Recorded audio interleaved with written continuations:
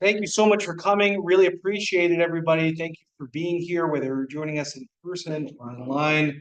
I really, really do appreciate it. And it's just so fun to get to teach Torah to you. Um, Happy Father's Day to everyone who is a father.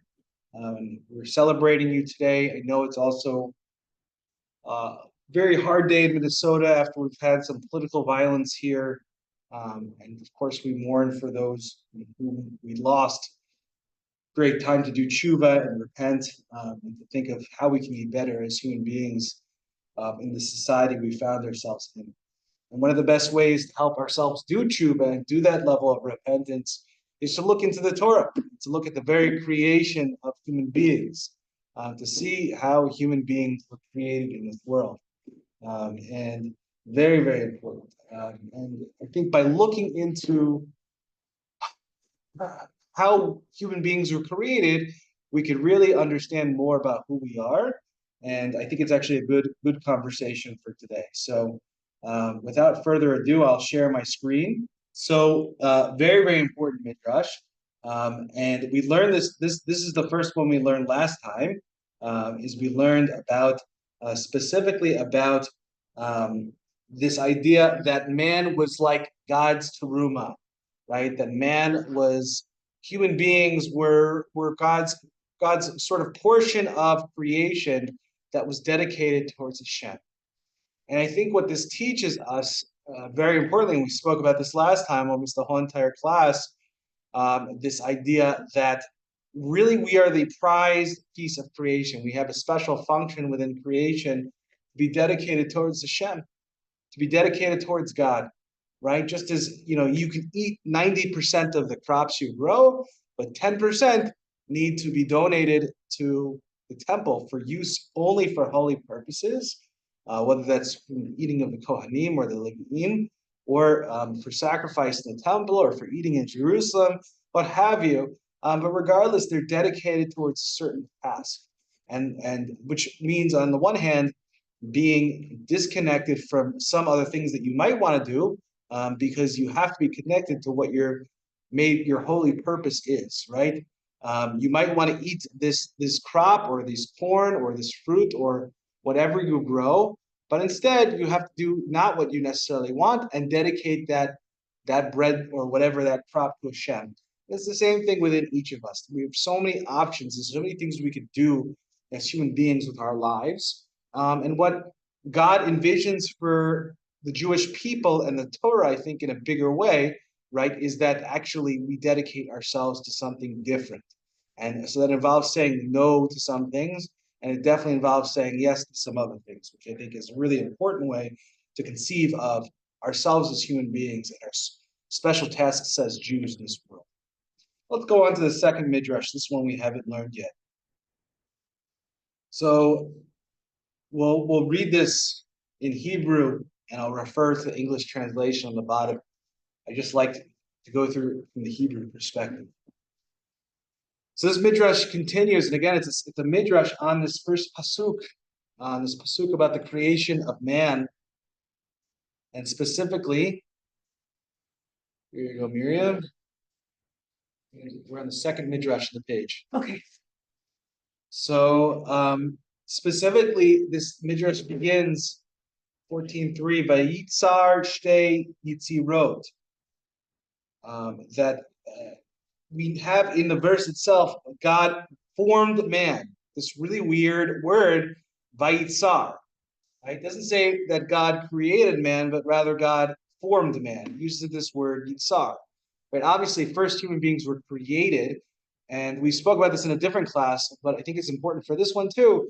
In general, there are two words for creation in Torah. There is bara, which is used in Bereshit, bara Elokim et hashamayim v'et haaretz. In the beginning, God created the heavens and the earth, right? And then there is a second word for creation, which is yitzira, or is more like formation.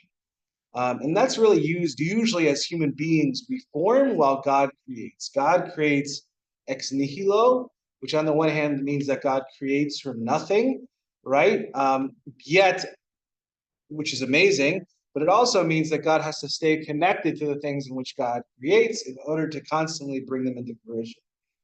Man, on the other hand, only creates things from things that already exist. Right? If you want to create a bench or a piece of artwork, you first have to get the raw materials. You have to buy the raw materials and then form them, reshape them into what you want to create. That's called formation, or Yitzirah in Judaism. Thank you. That's called Yitzirah in Judaism, Torah. And so we form those things together. The positive of that kind of creation, though, is that human beings don't have to be connected to the things in which they create because they're not actually bringing the raw materials out of nothing. So, for example, if an artist creates a bench or a sculpture or something like that, they can create it, they can make it, and then they can step away from it and be disconnected from it. So it's just two different kinds of creations with two different definitions.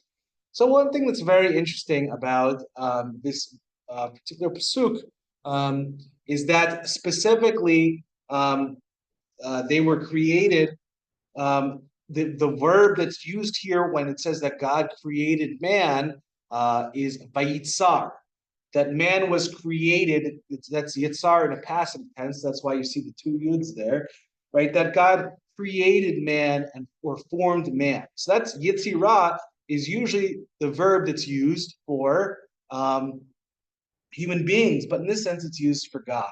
So it's kind of curious. So I think that's probably why the rabbis are kind of questioning, why is this verb used for God? It's kind of weird. So let's go and see what it says. It says, Vayitzar shtei yitzirot, right? That it was formed. What is the formation? There are two yitzirot. And also, I think, must be said, I think the rabbis are playing off the idea that there are two yuds in this. Vayitzar, two yuds, which means two yitzers. Now, of course, if you've been studying Judaism a little bit, what are the two yitzers in Judaism? The yetzer ha good. We have the good yetzer and we have the bad yetzer. So, right? And we really haven't heard about that yet. And remember, we're still in Midrashic time, so we really want to understand sort of what do we mean here by the good yetzer? What do we mean by the bad yetzer? And I think this Midrash sort of helps to define what these things are. Right? These are really important texts in terms of understanding the nature of man. So man was formed with these two yitziras, right? These two different formations, or these two, and also, of course, yitzirah, the word formation, kind of sounds like the word yetzer, right? It's very interesting. Do they come from the same word? Yetzer means urge, right? I have a yetzer to do something, and yotzer means to form out of something else, right? So it's a very interesting question. These words seem to come from the same root, right? Well, how could they come from the same root, right? So it's a very interesting idea. Well, the Yetzer is our Yetzer Hara and our Yetzer Tov, at least etymologically in Hebrew, is how we formate ourselves, how we take what we have and who we are and everything that God has given us, and how we present that to the world, right? That is, and how we register who we are and bring that into the world. That really is the definition of what a Yetzer is, urge, right? Of what we want to be, who we're trying to be, right? That you can take what we have and you can make it good, or you can take what we have and make it bad, right? But you can do either ones. And that's why I think it makes sense that Yetzer is with Yitzirah and it combines together. I think, again, when we go into Hebrew etymology and we understand sort of why the words are written the way they are and try to think about why, we can really understand a lot of depth about what it is to be a human being and how God created us. So to continue, there were two formations, Yitzirah mina tachtonim, Yitzirah mina elyonim. Right? There was a formation or a part of man that was formed from below, and there was part of man that was formed from above. Right? So there are two Yitzirot, right? And man was, in another way of thinking about it, right? Man was created from the above worlds and the below worlds, sort of a composite object, right? So they're going to explain this right now. Rabbi Yeshua bar Nechemia b'shem Rabbi Chanina bar Yitzchak v'Rabbanan b'shem Rabbi Eliezer. Right? So Rabbi Yeshua bar Nechemia said in the name of Rabbi Chanina bar Yitzchak, and also said in the name of our rabbis in the name of Rabbi Eliezer. So this is a relatively strong tradition. We have a lot of names stated in the name of a lot of people. Specifically, bara bo dalet briot milamalan v'dalet milamata. Right? So specifically, he created within man 4 creations from the upper realms and 4 from the lower realms, right? So, and what it means by this is there are 4 aspects of human beings that are like the upper world, or like things should be in the upper worlds, and 4 things like we should be in the lower worlds, right? And this would be the difference between a completely spiritual being, like an angel or God or something like that, versus a living finite creature in this world, an animal, right? A dog, a chicken, some kind of beast, right? And so that's the lower world, right? So what the Midrash is saying, really, we're a combination of both. He's going to explain it. So he says, like Hebrew here. So he says, Barabo dal priot malamal dal matzah. So then he's going to the list of Ochel v'shota gebehema, right? So we eat and drink like a beast. We drink and eat like an animal, right? That needs to be explained, right? Both animals and human beings eat, and we get hungry, and then we eat. We para orava kebehema, right? We have sexual relations like a behema, like an animal, right? We're certainly like an animal in that way. These are all animal sort of urges in this way. Matil glalim kibehema, right? We also matil glalim kibehema, which is a nice way of saying we poop like an animal, right? Literally in Hebrew, it's we drop stones. We take stones. It's funny the way the rabbis have so many different ways of thinking about euphemisms for these things. And then finally, umet kibehema, we die like an animal. So obviously they're eating and drinking together, parava, pre-review, right? Having sex or having children, right? Going to the bathroom and die, right? Those are the 4 things the Midrash sort of lists in which human beings are like animals. Okay, very good, right? So there are half of us is like an animal. And it continues, it says, Melamala, from above, Omed Kamalach Shara. They stand like angels, Malachei Sharet, right? Servicing angels, right? How? They midaber umevin roek Malachei Sharet, right? Rather, they just like angels, they speak and they understand and they see, just like a Malachei Sharet, right? And they can see, they can sense, they can do things, they can understand things, they can understand deep thoughts. Now, what is the question? If you're saying that animals don't do these things, is this true?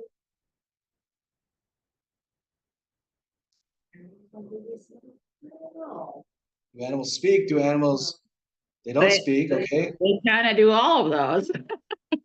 Right now, remember, this was science from 2,000 years ago, so maybe we might say, well, animals speak. They just use a different language. Okay, fine. But regardless, in most part, we could say they don't speak.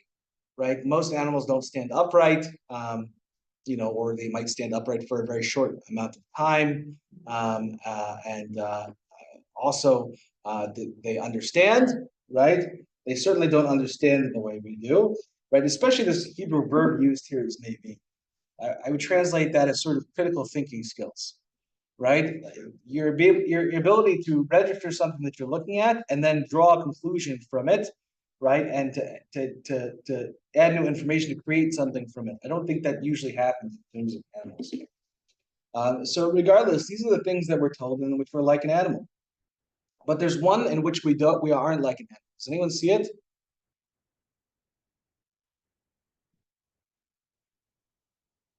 What's the one thing that God says the angels do, but we don't? And that humans do, but animals supposedly don't do. But we think that actually animals do those things. What is it? It's an obvious answer. Seeing. Good, seeing, right? So that's really great. Right? Animals do see, right? We know they have eyes, they certainly see, and some animals even see better than us, right? Maybe the sages might have not known that animals see better than us, but at least they must have known that animals have eyes, right? And they can see. That's something they should know. And the Midrash notes this. So let's go to the English here.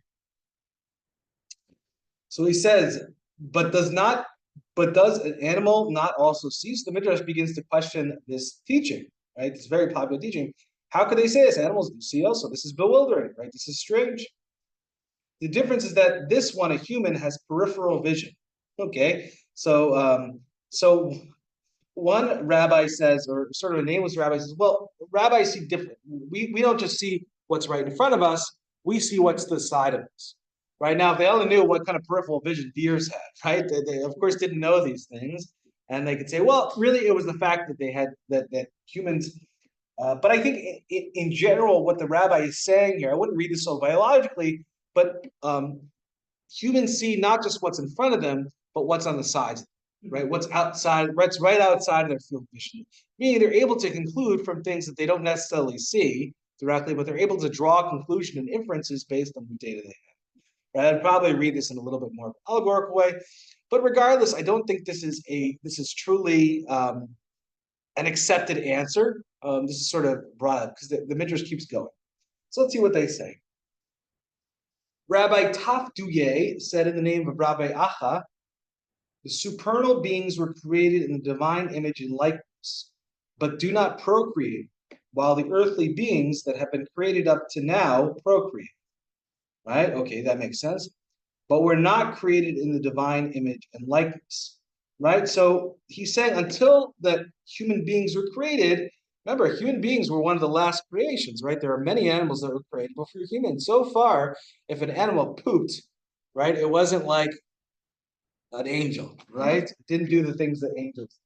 You want to come in? The second Midrash Shiur. Turn the page. Right. So, regardless, right. So, just to keep going, the Holy One Blessed Be said, sorry, I got distracted for just 2 seconds. While the earthly beings that have been created to that procreate, but we're not creating the divine image like this, right? So, if they pooped, right, quite literally, right, or they, procreated like animals, right, and had sex, that usually meant that they could not be created in the divine image. Like those things were disconnected before other animals. The Holy One, blessed be, said, I will create him in the divine image and likeness, a trait from the supernal realm, but he will procreate a trait from the earthly realm, right? So this is really important, right? That God says, this is the first creature where I'm going to combine these things together. Okay? Makes sense so far that I'm going to do something new. Okay? And he continues, the Midrash continues and says, if I create him, and also Rabbi Tapti said the name of Rabbi Echa, same lineage, the Holy One, blessed be, said, if I create him in the supernal realm, he will live and never die. If from the earthly realm, he will die and not live. Rather, I will create him from both, these the supernal and those the earthly. Right? If he sins, he will die. If he does not, he will live. Very good. Okay, so what is the sort of, they never really answered the seeing question. I don't know. I think that seeing question could be definitely answered. I definitely see it as allegorical here, right? That human beings are able to see things that animals don't see, but things that actually aren't seen. But regardless, I think the conclusion what is the conclusion the Midrash sort of comes to here? What is unique about human beings? Second page. Thank you so much. Well, that were a combination of these two realms. And that, like Shakespeare, I think he said something along the lines like that we're part angel, part animal. Really good. Thank you, Liz. Yeah, we have both these traits. God sort of created us as a hybrid animal, and it's really our choice. Are we going to try to move ourselves toward the divine side of who we are? Or are we going to be like the animal side? If it's the animal side, we're going to die real fast, right? We're going to become just like materiality. But if we move toward the spiritual side, we have a choice as human beings of being eternal, right? Of if we really dwell on our place that is spiritual and really from the spiritual realms, we have a choice of being eternal. And I think what this Midrash really presents really well is what it means to be a composite idea of a human being, is that we have a choice, right? We have qualities about ourselves that are very much animal qualities and qualities about ourselves that are very much divine qualities. God did a real experiment, right, with us. And so we really have a choice, and that's why we have those competing elements within us, of the animal, sort of the animal side and the divine side. Obviously, books, if you've ever been to Chabad before, right, and learned the Tanya really makes up a lot of this. And they say each human being has an animal soul and a godly soul, a nefesh eloki and a nefesh behema, right? You see the Midrash is sort of talking about those ideas here although not making it as metaphysical as saying we have the soul in us. We just have pieces of us. We have activities within us that are divine. And it really just depends on who we think we really are. Which one is the main thing and which one is the secondary, the dependent thing, right? Do we have sex in order to live? Or do we live in order to have sex, right? Do we, you can do that with all those physical things, right? All the physical things of the animal world should be secondary to the divine things, right? Which I think is really, really important. And I think to also insert those divine things and divine ways of being into the physical things. When you're having sex, when you're eating, when you're going to the bathroom, right? What does it mean to think and analyze and use those divine and see those divine capabilities when doing those things, so that we can make those things more spiritual? It's really important to do those things uniquely as human beings. I think it's really important. Always, I think, important also in Midrash is to compare it to the previous Midrash. How is this different or the same from the Midrash that was specifically that you guys were there last time, where we spoke specifically about human beings being the teruma of God, being the tithe, right? That human beings are dedicated towards this holy purpose. How is this different?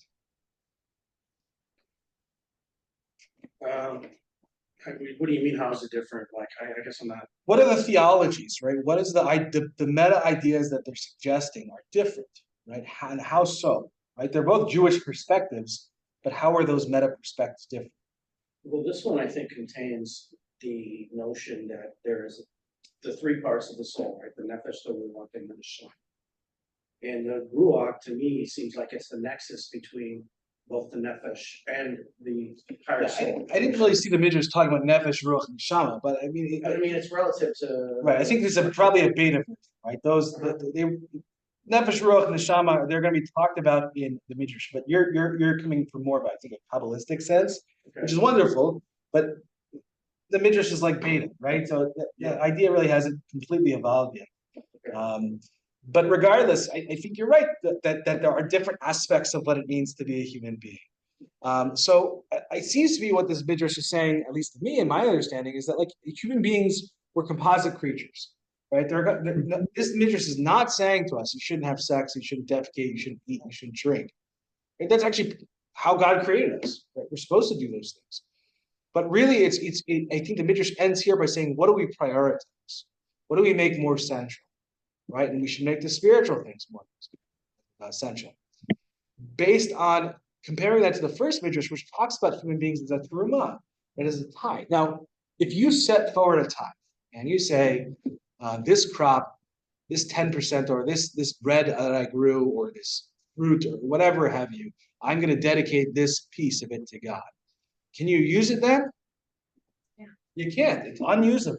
Right? The only purpose that you can use it for is for sacred purposes, right? For God, for the temple, for the Kohanim, et cetera, et cetera, et cetera. It's really becomes designated. Just hold on, let me just finish the point. I think you're guessing at it, right? That means if human beings are the teruma, if human beings are the tithe, that means that no, all physical purposes, all purposes in which human beings use their senses and use what they have for physical purposes is not allowed, right? It's a violation of the kedusha of what it means to be a human being, which is a really powerful concept.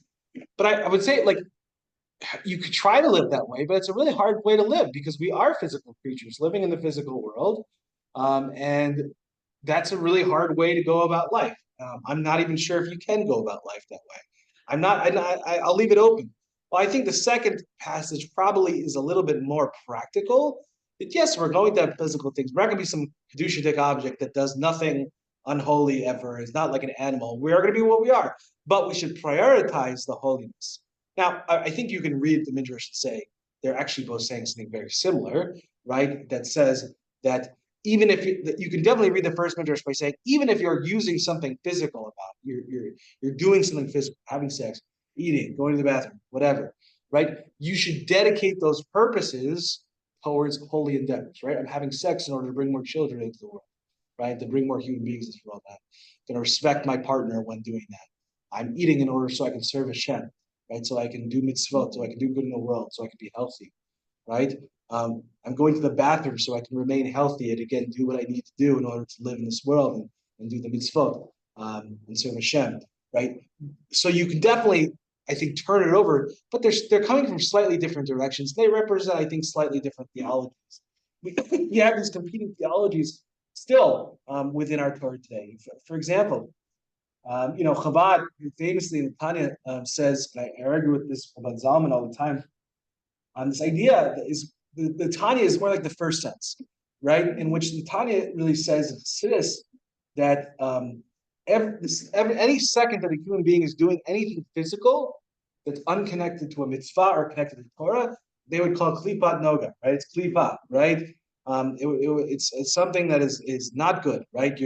It's not necessarily evil though, is it? If it's noga, isn't it just kind of like, it's like nothing? It starts out as klipa noga, and then at least in Chabad world, it descends into the lower three klipot. But that goes deeply into Chabad theology. But regardless of what they're saying, it's not good, right? It's not neutral, but it's not good, right? While the second midrash, I think, which is probably more, I would say, kind of the way we talk about Judaism now is everyone does physical things, right? Because we are human beings, there's nothing wrong, there's nothing sinful about it, but it's instead what we prioritize, which I think is really important. So you can just see that these theologies are, I'm not saying one is right or wrong, I'm just saying these theologies are fighting themselves out through different Hasidic branches, through different, in Kabbalah, we'll sort through this, Jewish philosophy. Still, to this day, we're still debating these things. And I think the Midrash represents two Jewish theologies, right? Which is really important, that thinks very different things. Make sense so far? Any questions or comments on this? I Go ahead. Liz, yeah? Oh, thanks. I'm just a little bit unclear on the tithing aspect, what your perspective is on, human nature. Like, would you be taking a portion of your animal nature and elevating it into something holy? I'm not sure how to Liz, you're frame asking a it. great question. It's more of a purpose of clarification. I think you're mixing the second and the first midrashim together. Right? The first midrash Sure. talks about human beings as a tithe in comparison to the rest of creation, right? So God's created lions, bears, and tigers, monkeys, That includes grass, right? And those are the 90%, right? The human beings are the Okay, 10% that gets I donated. gotcha. So Okay. all of a human being, therefore, is holy. That was my question. That was your question as well? There you go. All humans or is it just a single? Good. I'm glad you asked that. What would the bris though? The bris seems like it plays. Before I say that, I think I want to just say something. It's very important though. We are supposed to be holy. We've been dedicated to be holy. But just as you can misuse a tithe, right? If I take a look at a loaf of bread, I say this is going to be dedicated to Hashem. I'm going to bring this to the temple and only use it for holy purposes. That's not stopping you from taking a bite of that bread. Bread still looks good to eat, right? And you could still go and transgress against that and do a transgression and use that for physical purposes, right? Same thing with human beings. Just because we're dedicated to holiness doesn't mean that we're forced to do so, right? We still have free will to use what we have, whatever. Exactly. Yeah. What were you saying? No, I mean, the bris itself is significant to me in the fact that that seems like that is a form of dedication. You're dedicating a part of yourself, especially for somebody who's a convert, because you're doing it by choice and you're dedicating that member and the as a source of life because of the souls and the holiness that comes from the act. Right. Right. So naturally, once that happens, you become a tithe in that sense. At least your physical body does. Yeah, I think it's made beautiful specifically for that service. Why we call them Gary Tzedek, Yeah. righteous converts, right? Because that choice is an incredible choice. So actually, Rachel was just saying the other day, with everything going on with the Jews right now, it's amazing that people convert to Judaism. It's unbelievable. It's like, do they know what's going on right now? But it's a beautiful thing. All right. So I think right as Ricky walks in, okay. Well, let's do one more then. Because Ricky walked in, we'll do one more. Okay, he's got to learn. Ricky's got to learn a little bit of Torah today.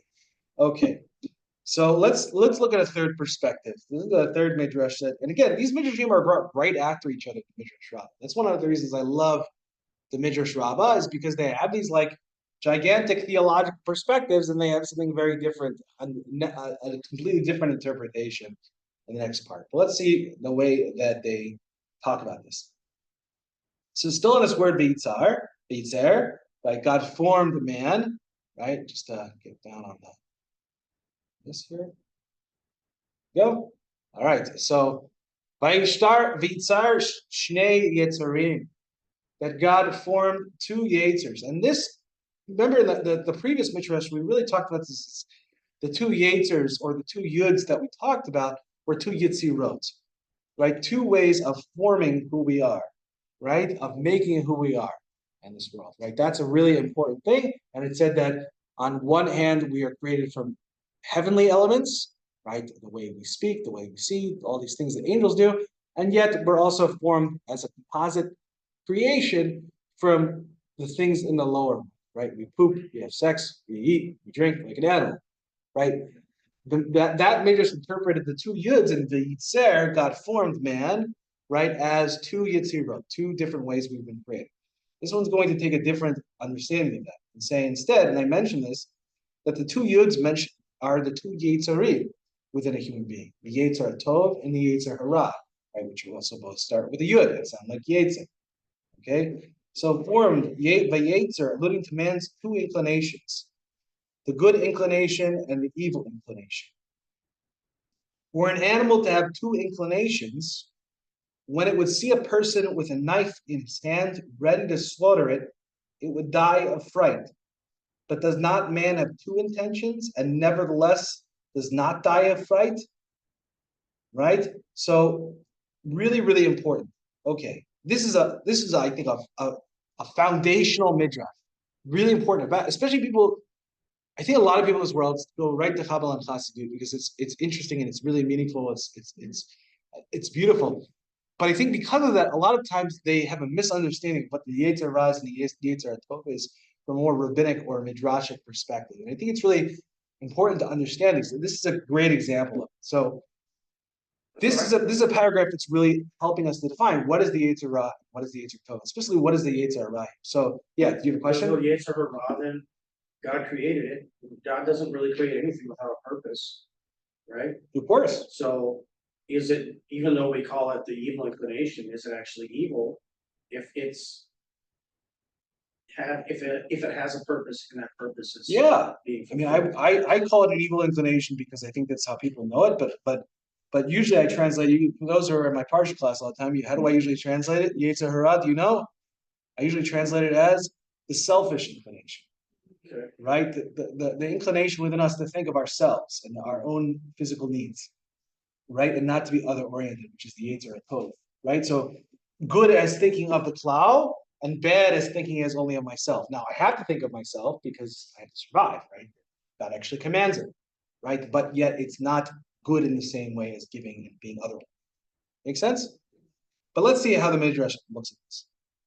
So he says, for an animal, I'm going to read this again because this is not easy. For an animal to have two inclinations, right? So if the animal had two inclinations, what would they have? The Yetzer Tov and the Yetzer Hara. It's generally believed that animals do not have a Yetzer Hara.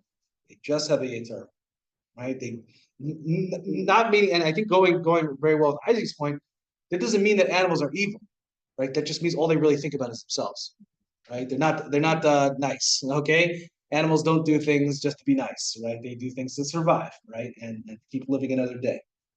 So for an animal to have two inclinations, when it would see a person with a knife in his hand, ready to slaughter it, it would die of fright.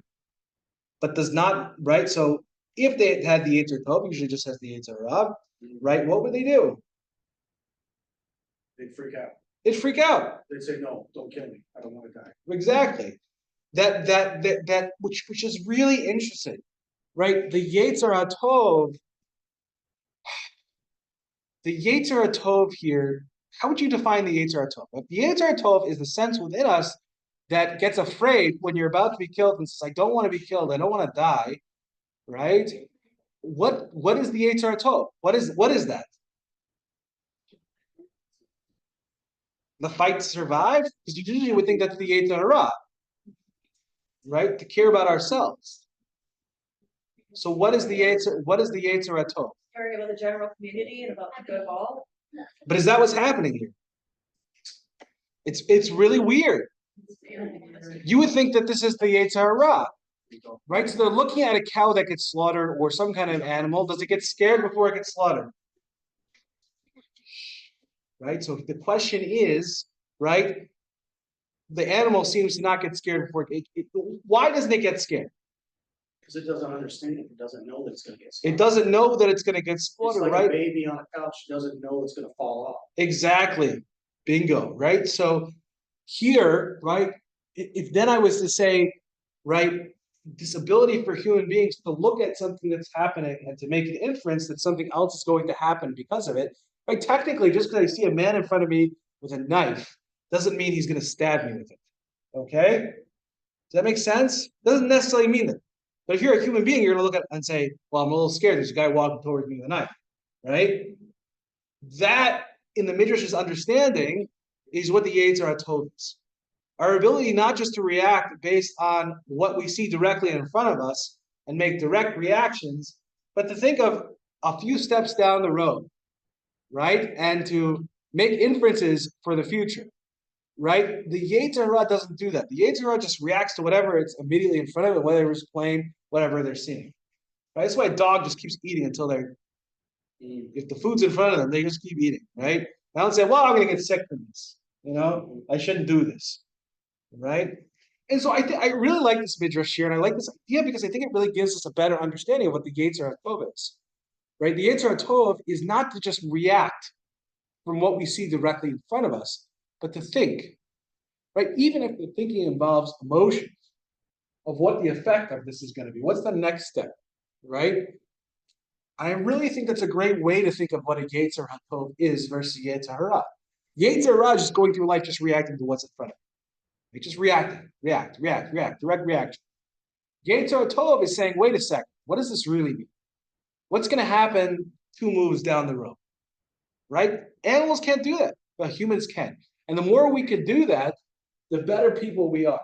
The more other thinking we are, the more good we do. Now, why?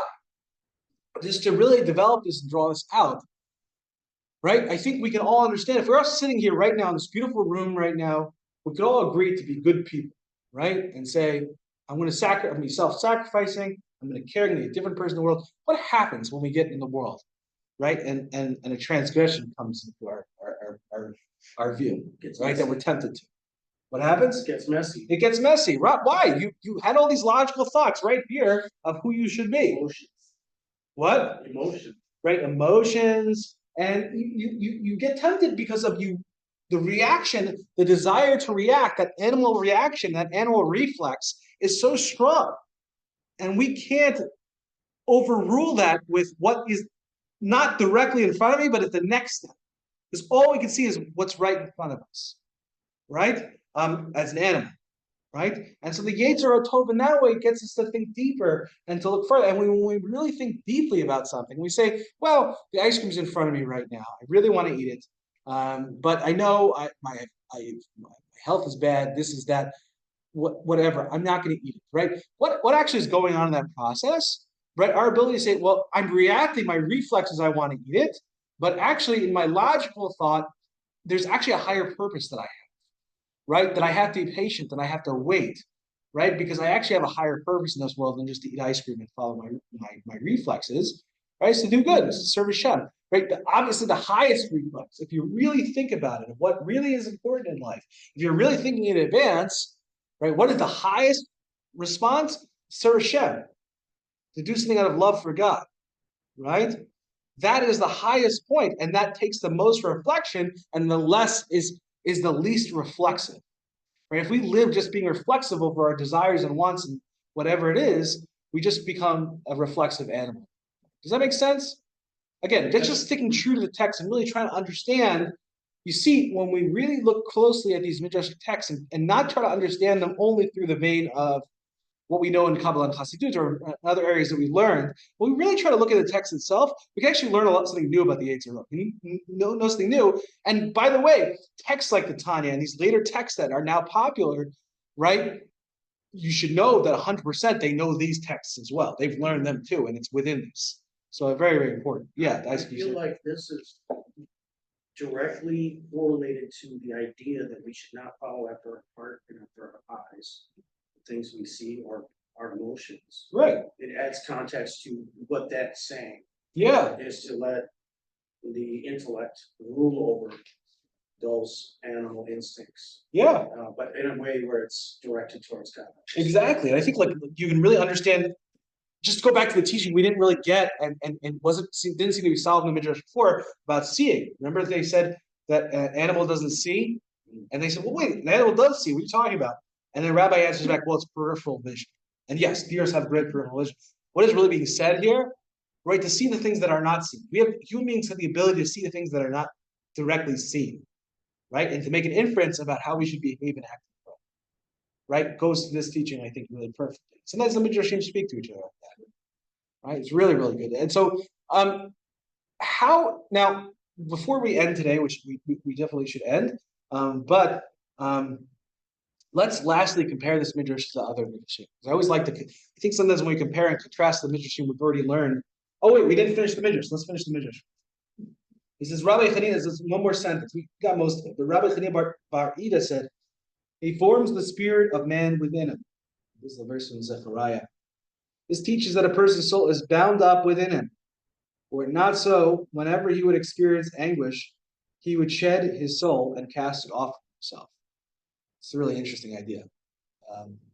What the Midrash is saying to us here is that there is something sort of unnatural, the fact that the soul is dwelling in the body. Doesn't necessarily want to do that. It wants to be in the spiritual realm. Right? So God like literally had to bound it, like a picture like tying it to the body, right? Because it wants to go somewhere else. It doesn't want to be bound in this physical corporeal world. It wants to be in the world of the infant, right? So it's kind of dragged and attached down here, which is why when we die, it's really thought of the freedom of the soul, right?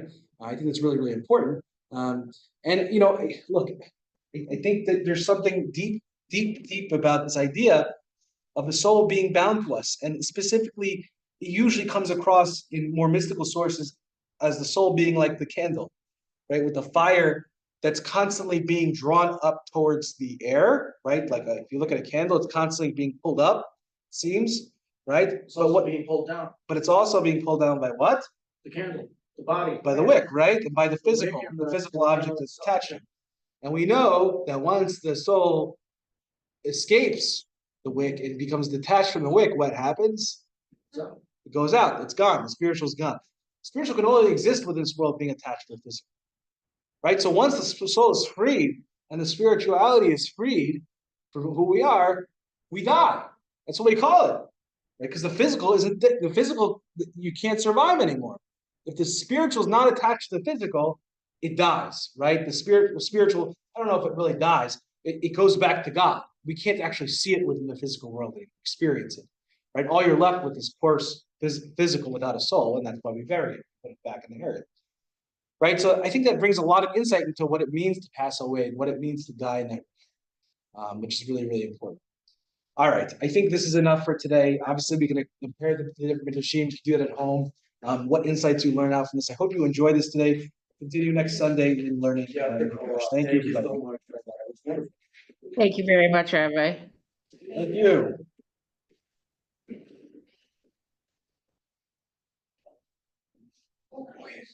I'll take care of that troublemaker who comes in here and makes noise. You might be. Sorry.